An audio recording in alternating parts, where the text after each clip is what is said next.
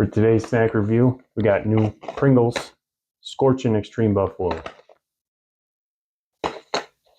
Let's find out. Once you pop, can't stop. And if you can't pop it, then ooh, good buffalo smell.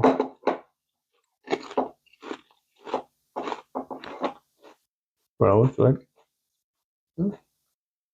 Good bit of heat.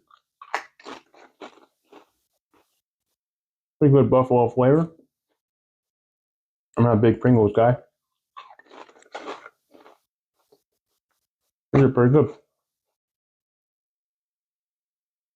Quite a bit of flavoring on there.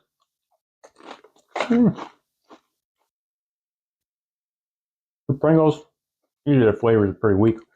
I give them 7 out of 10. All right.